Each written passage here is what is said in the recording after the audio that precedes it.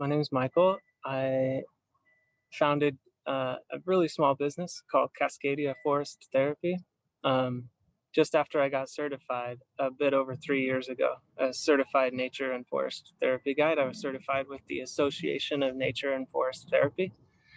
Um, and in that time, I've guided almost 90 sessions, um, some virtually during the pandemic, and mostly in person, and every one of them has been different. And that's why I keep doing this work. It's powerful work, uh, and it fills me up, and I love doing it.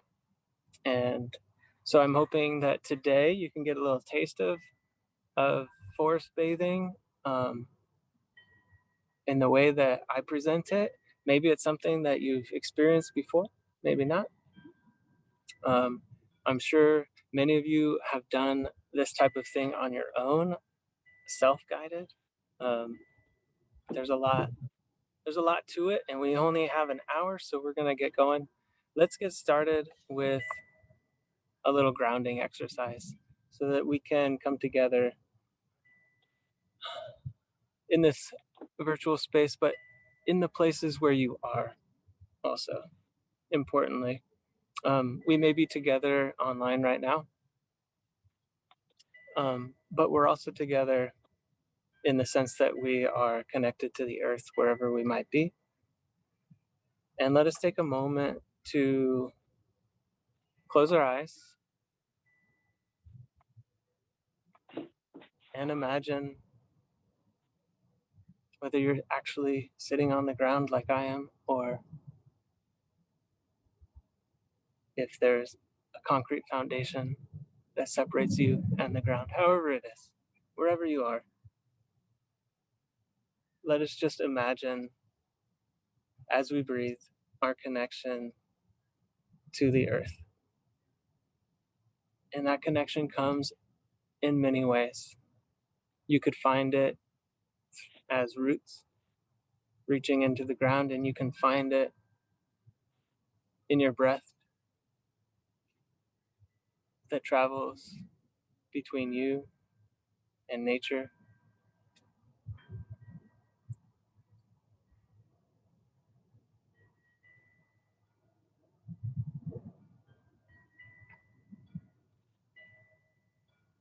And let us just simply recognize that we are here together in community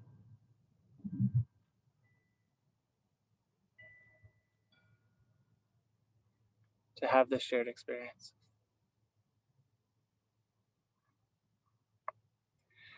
So today, in this workshop, if you want to call it that, I suppose, I'm going to do a quick presentation about Cascadia Forest Therapy and forest bathing kind of in general.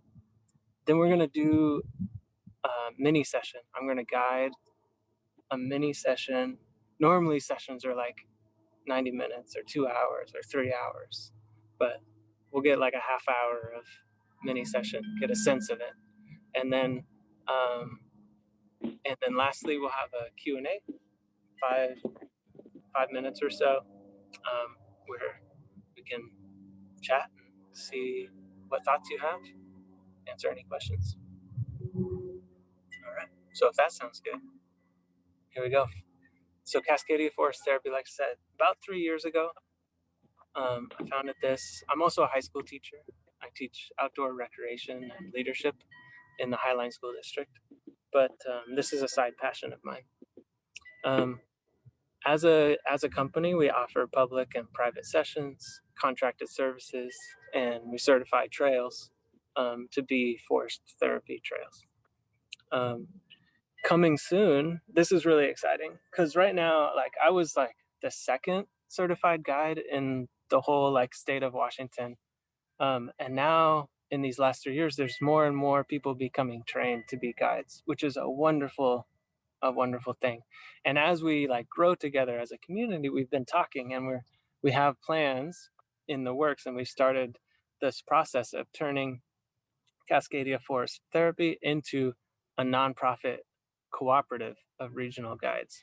So the goal is by January 1st to have that going. And so that's going to open up. The whole idea is to help as many people as possible connect to nature in through this practice. And so I think by pooling our resources and our opportunities and our calendars and becoming a nonprofit, we'll be able to reach a bunch more people, which is going to be excellent. Also, as part of our reciprocal practice, we plant one tree for every participant, and that includes today. So you can leave today knowing that there's a tree planted in your name, in your honor. Um, and then we also um, uh, give 10% of all proceeds to Real Rent Duwamish as an act of reciprocity with the original and current stewards of the land that we inhabit.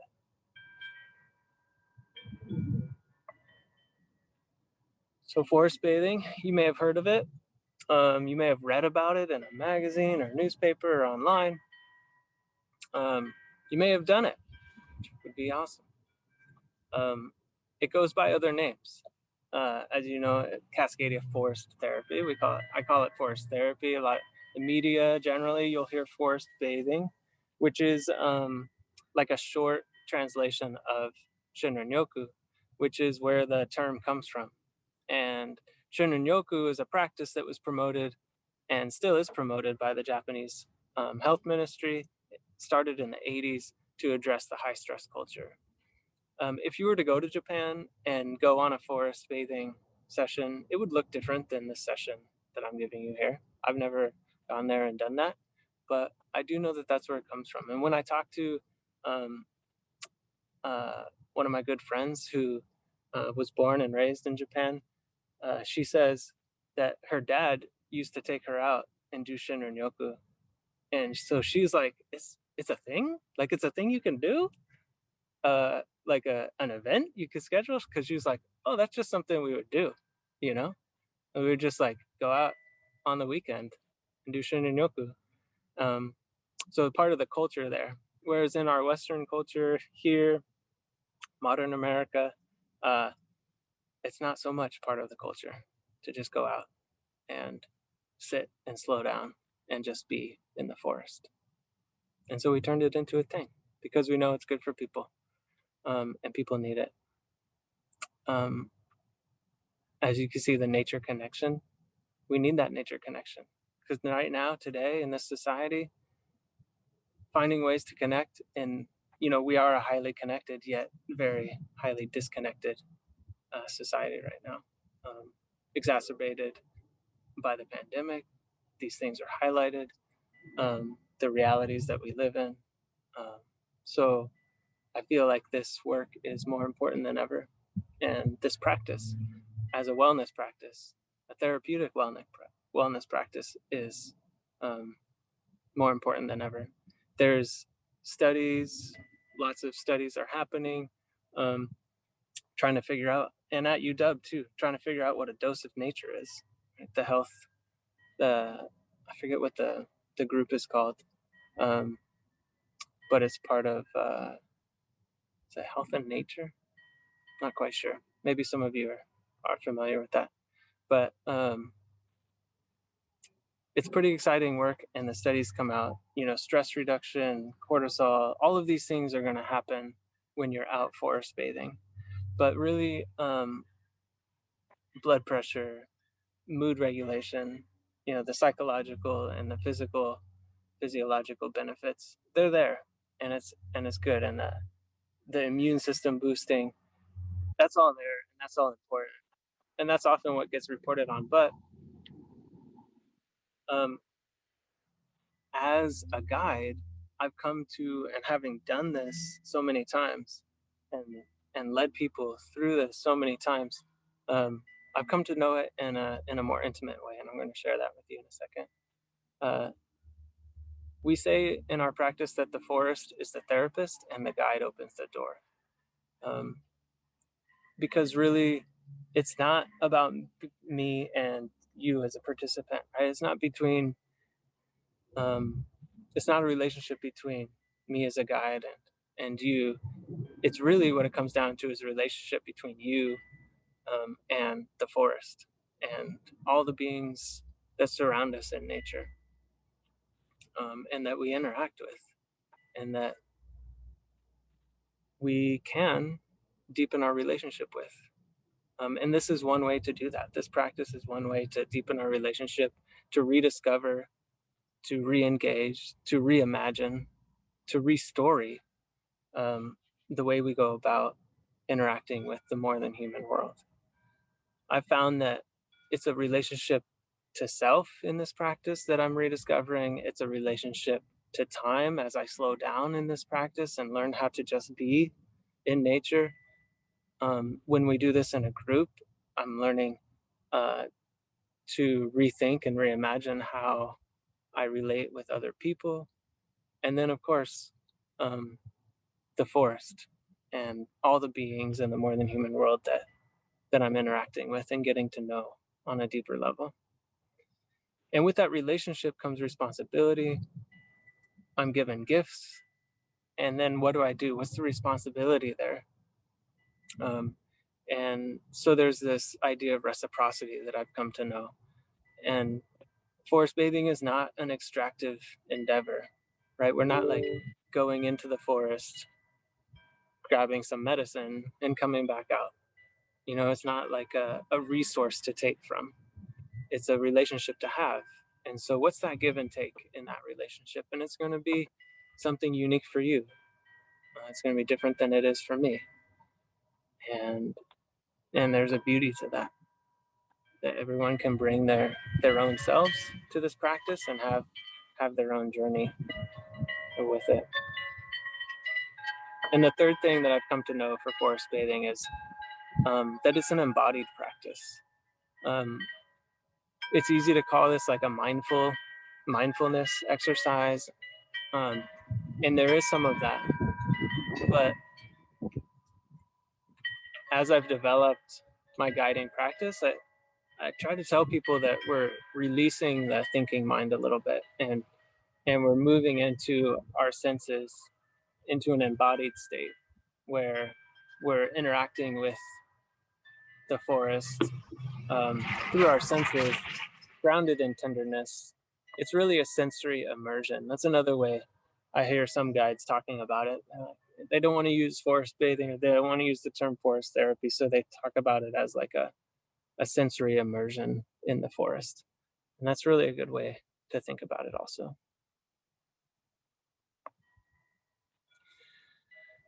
So that's what I wanted to share with you before we started our mini session. But before we do, are there any questions that have come up in your mind? Anything you'd want to put out there? You can say it out loud. You can put it in the chat. Take a moment for questions. I'll also give you a moment to kind of find your space. I saw some videos, saw some people out on their decks or in their offices, wherever you might be. Find a space before we begin. And if you have your beverage of choice handy, we'll have that at the end during our modified tea ceremony. What do you think, Diana? Anything coming in? I'm not monitoring chat at all. But, yeah, I'm not seeing anything yet. cool. And yeah, just holding space for the questions that do arise and giving people time to get acclimated, adjusted, and hydrated. Very importantly. I'm gonna settle in. I gotta move around a little bit. Oh yeah, we've got to move through it.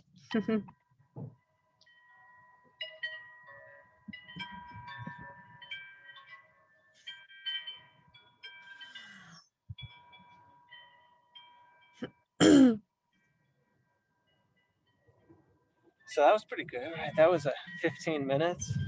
I think so. We're right on target, everybody. Doing great.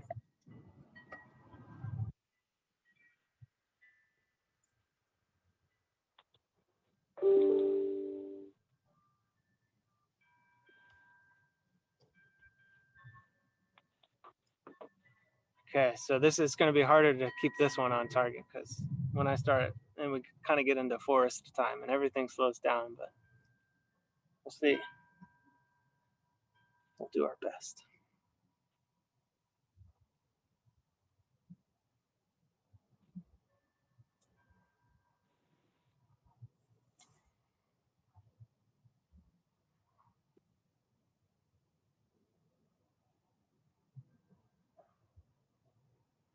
Oh, there's something in chat.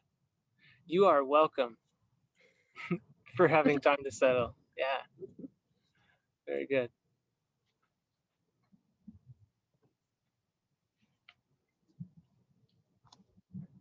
There's no sense in like starting if people aren't ready. Okay.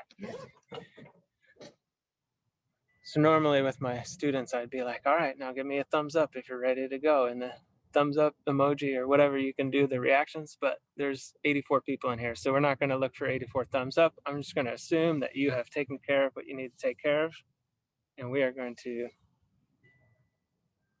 start our session. Okay, so what I think we'll do,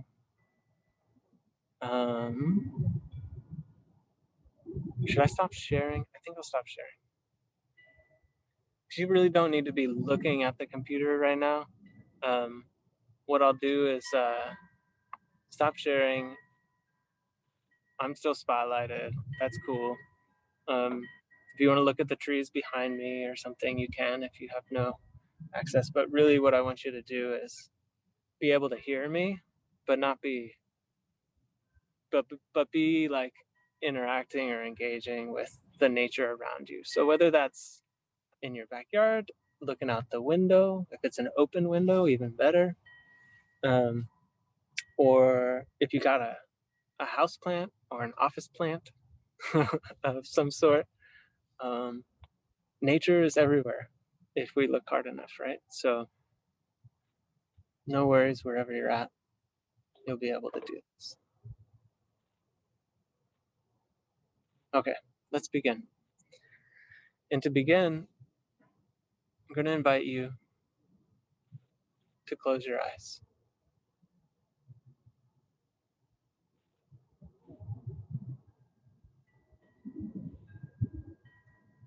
And as you close your eyes, find your breath.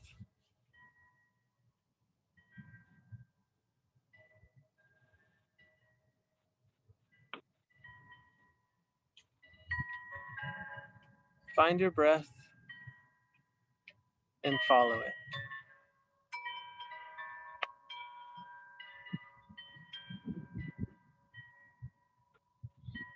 Let this be the first invitation for you to release your thinking mind and let your body lead. We're not telling ourselves how to breathe right now. We're just following our breath.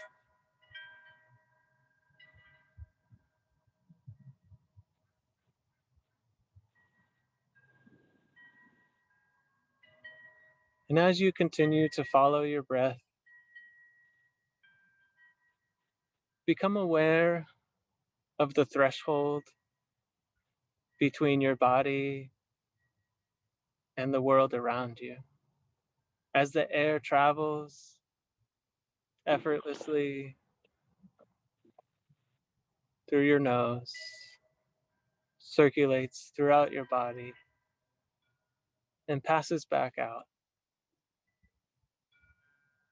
into the world.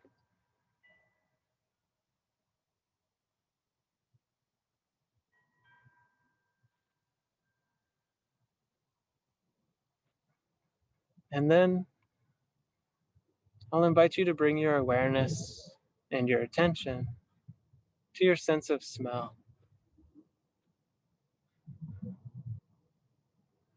Notice, simply notice the scents and the aromas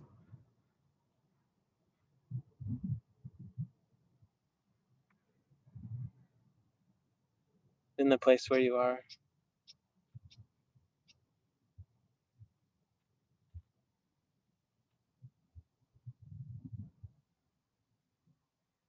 And if there's something particularly pleasant about what you're smelling or how you're smelling, I invite you to acknowledge that pleasantness. Perhaps smile at it and let it sit with you.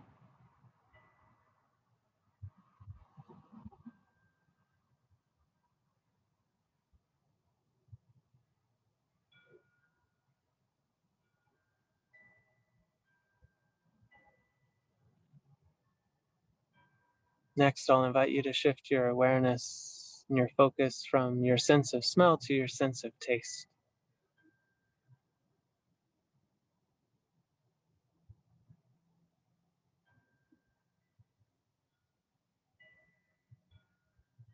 Simply notice the flavors that you have with you.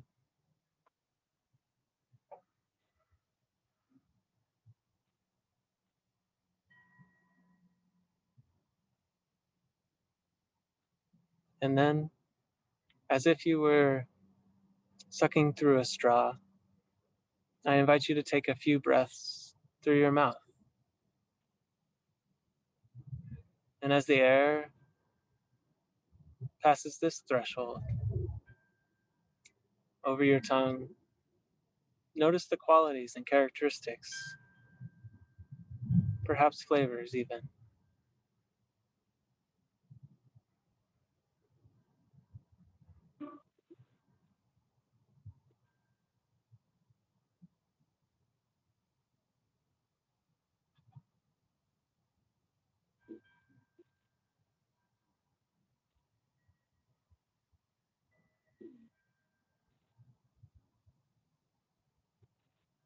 And if there's something particularly pleasant or pleasurable about what you're tasting or how you're tasting, I invite you to acknowledge that.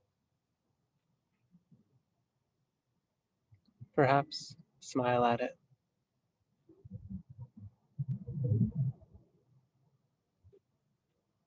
and let it sit with you.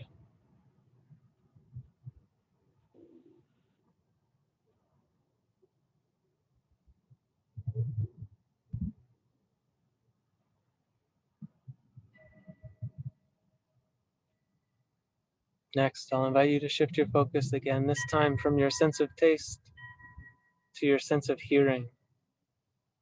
Bring your awareness and your attention to the sounds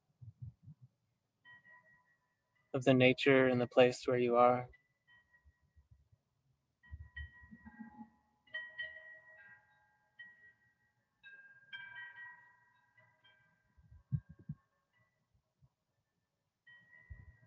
Notice the sounds that might be coming from far away.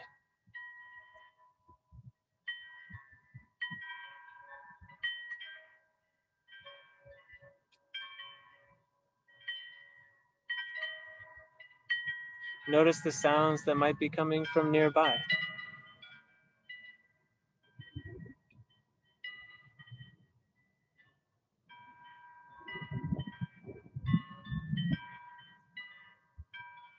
And then I'll invite you to take a few breaths in such a way that you yourself, just barely, become one of the sounds in the environment, in the place where you are.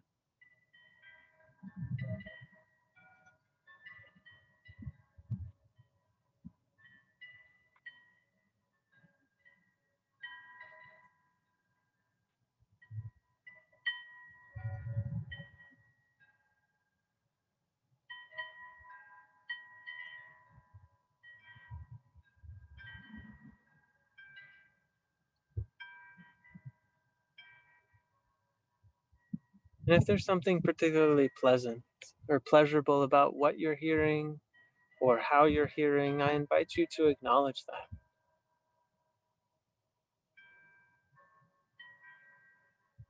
Perhaps smile at it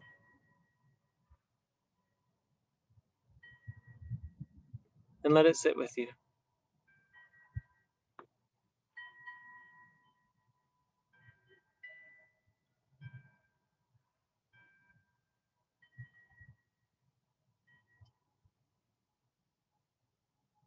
Next, I'll invite you to shift your focus again, this time from your sense of hearing to your sense of touch.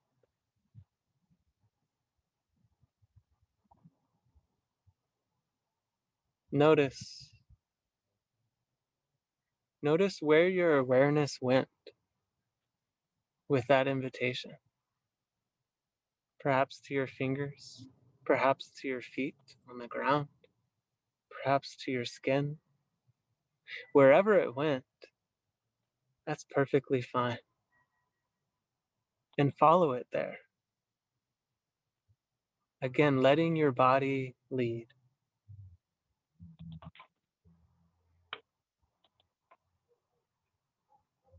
And in the next few breaths, I invite you then to explore and play with, slowly, your sense of touch in a way that's pleasant.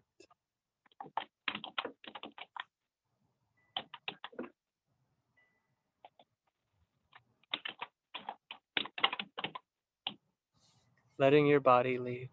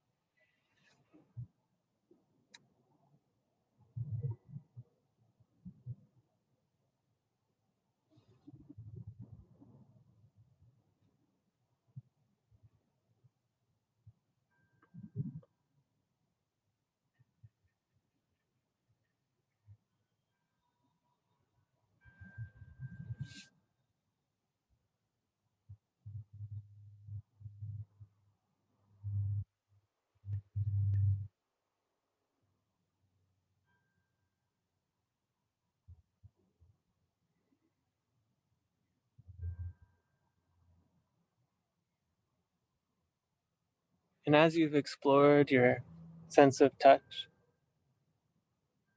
whatever in that was pleasant or pleasurable, I invite you to acknowledge that.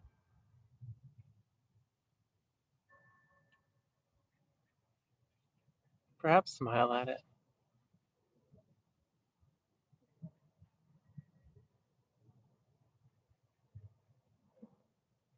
and let it rest with you.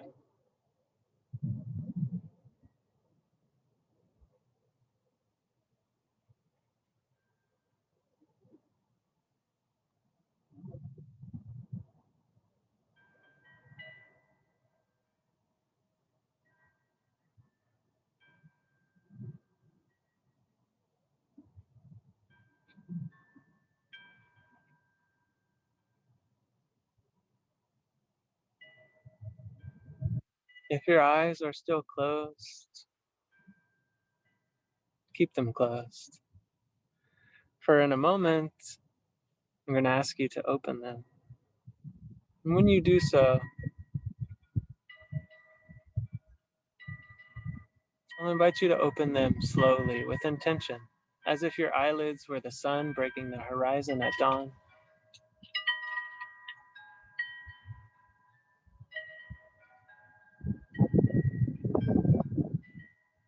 And that when your eyes do become open,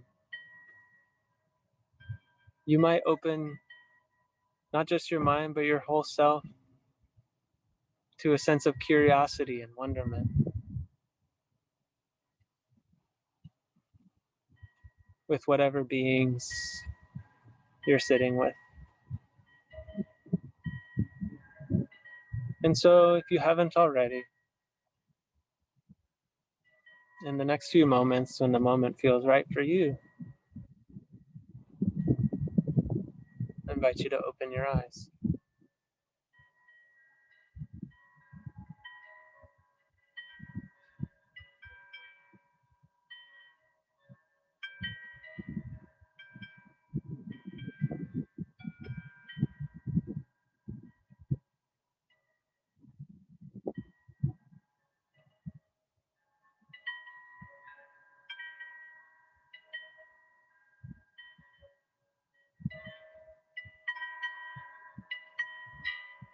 That was our first invitation in this mini session.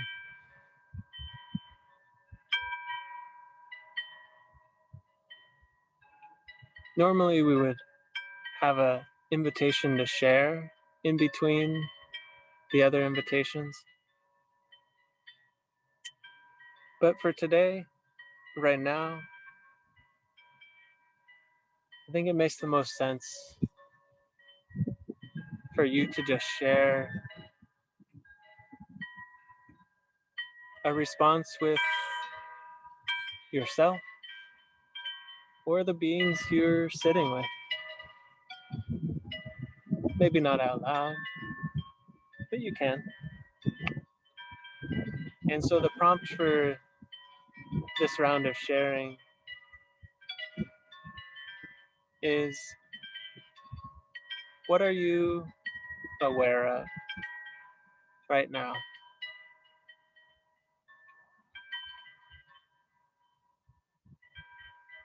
And whether you just formulate an answer in your mind or whether you share that out loud wherever you're at, just take a moment to do so. What are you aware of right now?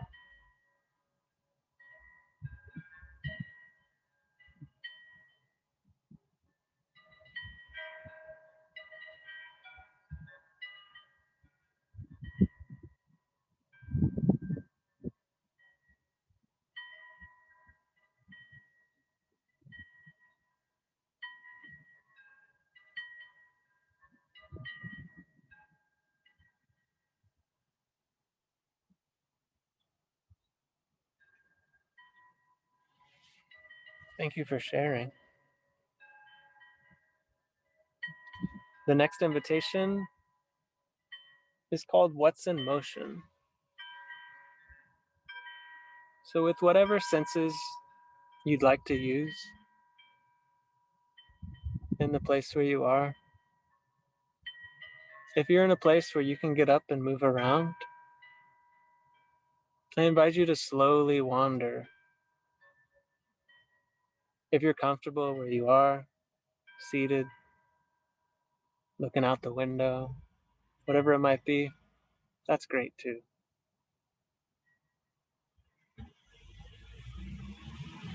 But for the next 5 minutes, I suppose, I'm going to invite you just to notice what's in motion and use whatever sense you'd like.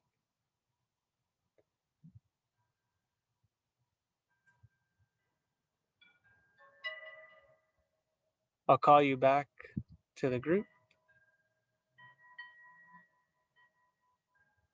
in about 5 minutes.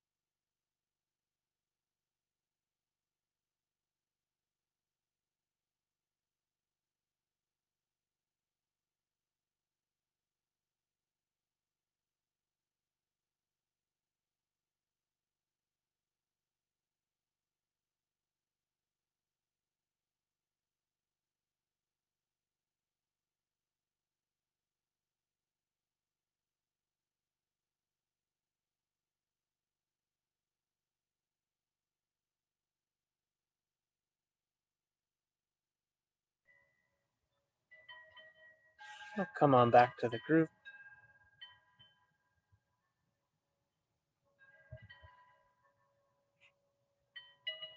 And for this, we'll actually do an invitation to share amongst the group here. And since there's so many of us, as an invitation, you can take it or leave it.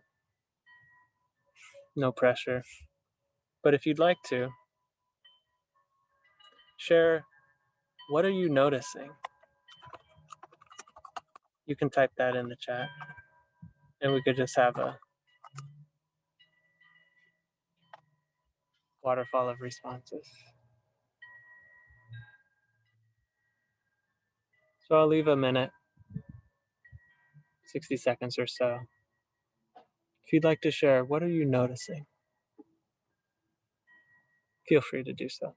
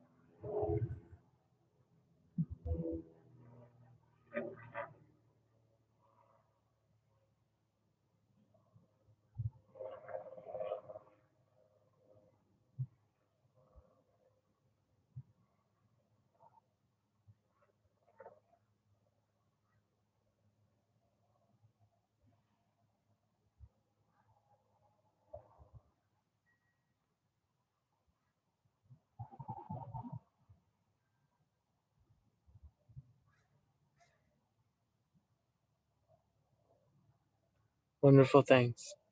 Thank you all for sharing.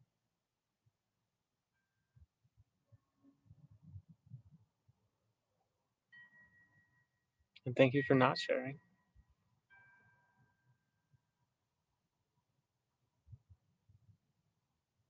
The next invitation, I don't really have a name for it, and that's okay.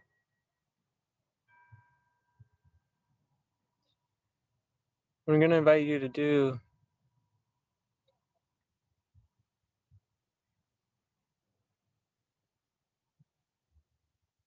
is close your eyes again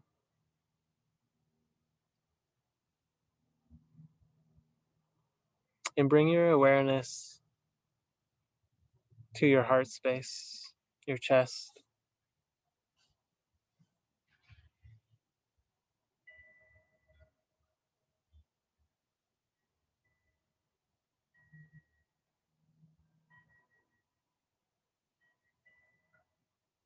and come to feel the beating of your heart. Perhaps you can put one hand over your heart. If you're near the ground, you could put your other hand on the ground. Or if you're near a plant, you could reach out and touch the plant or tree, whatever you might be near with your other hand.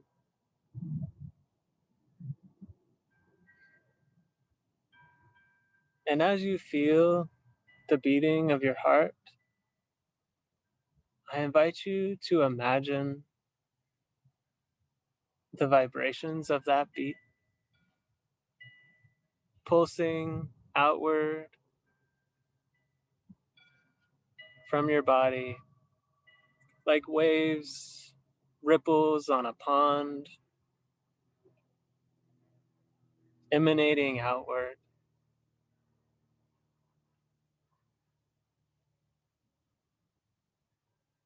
And as you visualize those ripples emanating outward in all directions,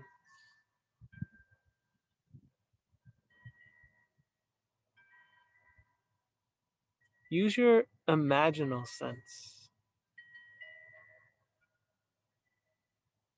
What beings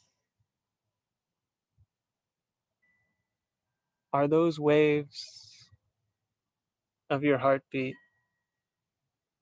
interacting with as they travel?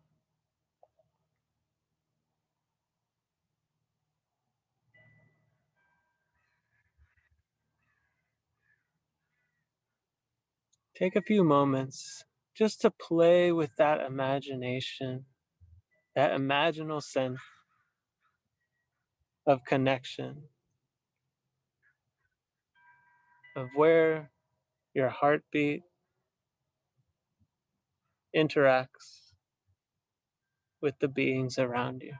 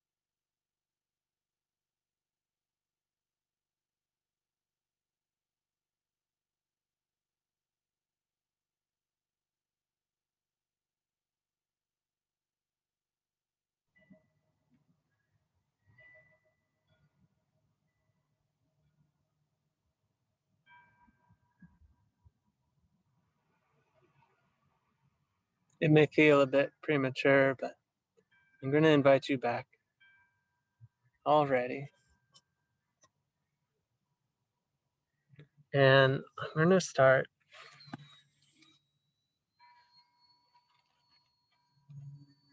setting up our tea ceremony.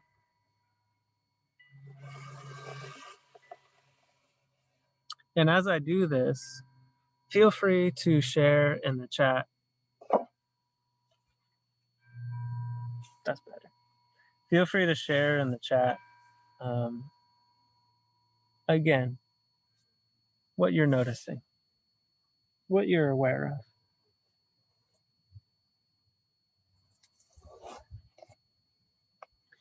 So for this tea ceremony, we're going to make tea from Western red cedar.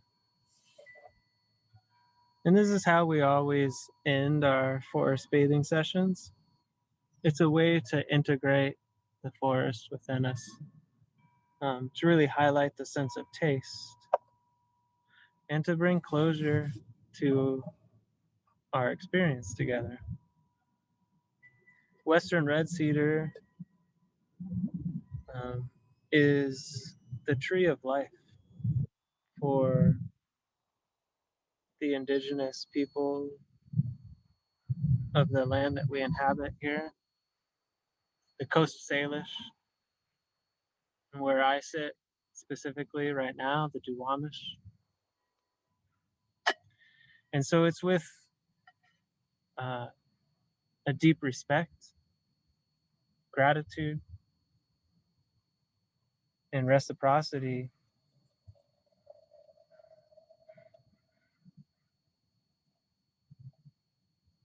with the people who have tended the land since time immemorial and continue to do so today.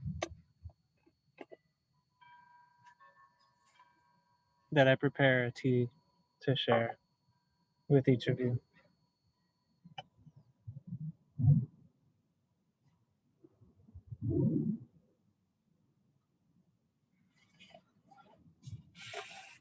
If you have your tea or whatever beverage you chose,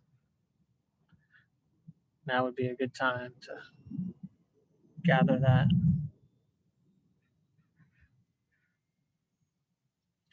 I'll pour one tea for you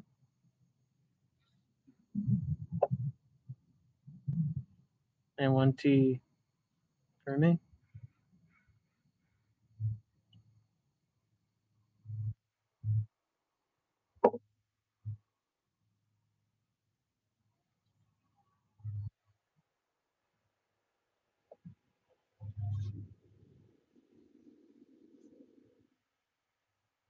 And if you have your tea with you, your drink, I invite you to smell it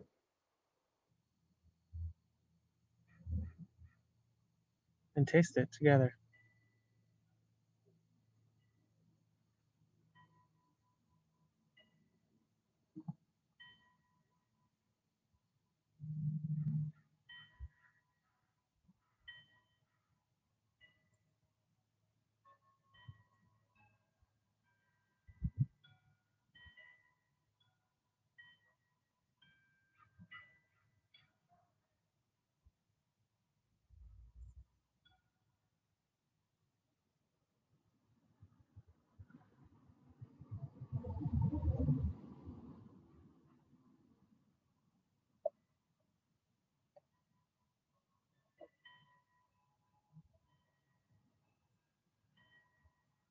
And as the tea passes our lips, that generally ends our time together officially. And then my guide hat comes off and we can just chat casually, which is perfect. So thanks everyone for sharing that time with me in the place where you are. It's always enjoyable.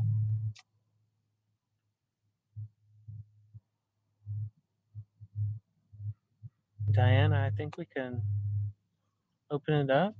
Continue drinking whatever you're drinking, and I'll continue having some tea. Absolutely. Yeah.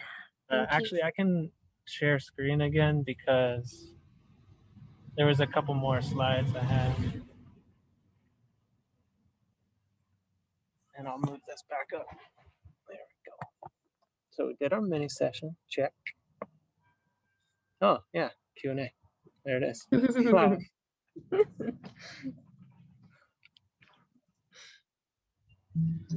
Yeah. So out loud in the chat, that doesn't matter. If there's any questions you got for me, for you, for Diana, for each other. Absolutely. And while folks are thinking of some questions, Michael, maybe this could be a good opportunity to share a little bit about, yep, yourself, where we can find you, and Yeah. how yeah, your work with the Arboretum and UW. I'm thrilled that you are continuing to offer this, Yeah. hopefully in person. Yeah. Before the Arboretum closed their in-person sessions, I was leading sessions once a month. Is it once a month? I think so. Once a month at the Arboretum. And those were going great, and I hope they start those up again because I'd love to continue that work at the Arboretum. It's a lovely spot to do some forest bathing. Beyond that, as we turn this into a nonprofit cooperative, I think we'll have more opportunities to partner with agencies and people doing research and other things So I'm looking forward to all the doors that that might open up. So if you're someone who does that type of work or is interested in engaging in that way, keep us in mind. And then, as the whole you type of partnership that Diana offered, um, we'd like to offer 20% off private sessions and contracted services for any, um, all of you and beyond, all the people who are here, part of the whole you community. Yeah. Wonderful. Thank you so much, Michael. And as you were sharing, we did get some questions about your offerings. Cheryl's asked, when you were leading these sessions at the Arboretum, were they during the day, midday, midweek, weekend? They were like generally they were Saturday mornings Ah, usually. nice. Yeah. Yeah, like I think they were like 9 or 10 a.m. Maybe it was 11 to 1, something like that. Yeah, Wonderful. Saturday mornings is generally when we were doing them.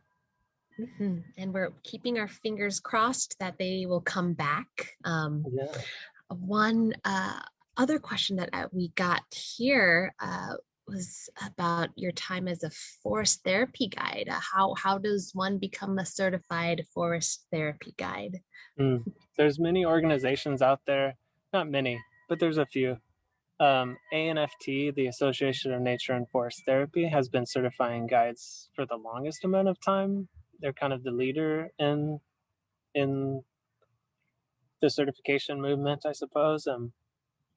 There's a few others that, if you wanted to talk about, you can find, and I can give you advice. I know some of those people, so I can steer you in different directions or tell you what I know. But my experience was like a 8-day intensive, where we just basically like force bathed for like 8 days straight, and it's pretty intense and awesome. And then a lot of learning and along with that, and then there was a 6-month practicum that was a mentored practicum, and then that was it. So yeah, I did that about 3.5, 4 years ago, maybe now. Mm. Um, yeah. So that's how Hey. you do it. You don't have to be, it's like I know people who aren't certified that guide around the area too, and that's cool too. Yeah, sounds But like it's it more. was a huge learning process, and it really deepened my own practice and really gave me the confidence to be able to feel like I was doing this in the best way for the people who wanted it. Beautiful. Another question that was asked is, how does forest bathing differ from mindfulness meditation? I think in the main sense it would be, um, this idea of an embodied experience. Like I was never good at like sitting meditation. Like I tried it a bunch, but when I can just wander slowly in the forest, sit down every once in a while, but just really slow down and just be. So I know mindfulness meditation, depending on how you practice, has this idea of clearing the mind, um, and just being also in the present moment, right? Um, and there is this idea of, all right, I'm in the forest, being in the present moment, but I'm engaging with my senses through an embodied state. And often when people, like when we do a 3-hour session, for example, and people have the time to really pass through that liminal state where they're in a sort of altered embodied state, like time slows down or you lose track of time and you're just really engaging intimately, immersed through your senses in the forest, then don't know. So depending on how you engage with mindfulness meditation, I feel like you might be able to see a difference there. Beautiful. Can I know we are at 1 o'clock, but there are, I'm Let's go. I'm happy. happy to stick around and answer more Yeah, questions. Yeah, of there were a few more questions. So those of you who can course. stick around, you can. Otherwise, we thank you so much, and um, we'll happily send a follow-up email following this. Um, but a good question did come in that I was also curious about, how you use forest bathing with your students. Oh, that was a good question. Yeah. Yeah, Mhm. a little bit here and there, really. I don't know. Maybe some of you have high schoolers, or have had high schoolers, or were high schoolers at one point. But uh, like I've tried. I try.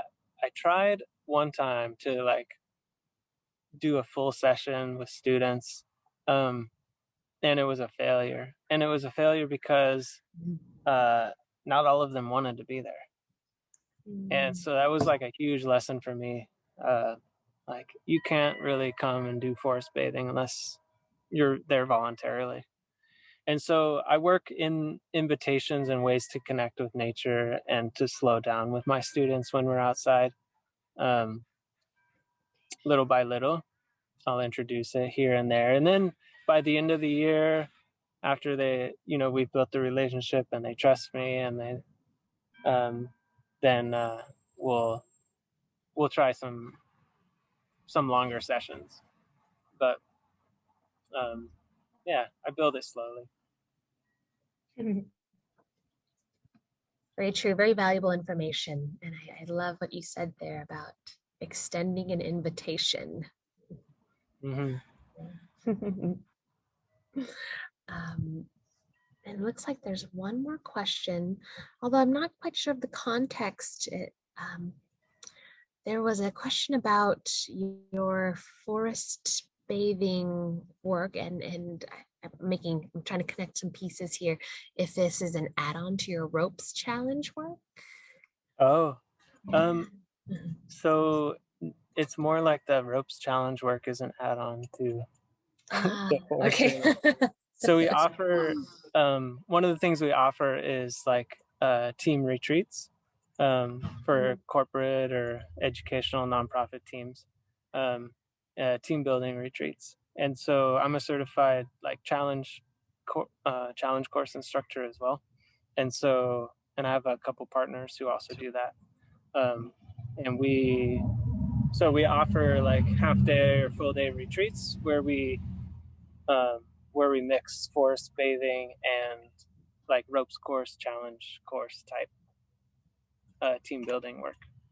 And so those two work together really well in the sense that like we have found that like the ability, like the forest bathing really like grounds people and centers people and gets people into that quickly, like relatively quickly, gets people into that state where then when they're doing team building challenge course stuff, like it's just so much more like rich, I guess, is Mhm. the work that they do with their colleagues and peers. So Wow, wonderful. yeah, that's an offering. Thank you so much, Michael, for sharing your work, all of your work, the forest bathing, your work with students, and your offerings. It was so wonderful being able to have you for this hour. And Sure. Let me know how many people were on too, because it looks like I might have a bunch of trees to plant for for sure. this session. Oh yeah, you have to get at least 80, 85 trees going. All right, sounds good. It's wonderful. Oh, well, thank you so much for everything. It was wonderful. And for everyone still on the call, we will be sending a follow-up email with the recording as well as the slide deck. And Michael, I'll have to connect with you to get the slide deck. Um, just, again, you are more than welcome to reach out to Michael and view more of his work. We one thing I wish I'd plugged in a little earlier, but I can plug into everyone here now. There are actual recordings of you with Oh, yeah, with the that's UW nice. Arboretum. So we've actually put together a wonderful resource for everyone to access. Oh, did Where you they just put it up there? Yeah, I Okay. put the link up. So I'll send this out in email as well. It's So also on the folks Botanic Gardens website. I just put it in there. I meant to mention that, but yeah. Mhm. Yeah, well, and so we will continue to have access to all of these resources and our connection with you. So, All right. all Cool, cool. right. Well, thank you all so much, everyone here. Michael, I wish you all a beautiful rest of your day.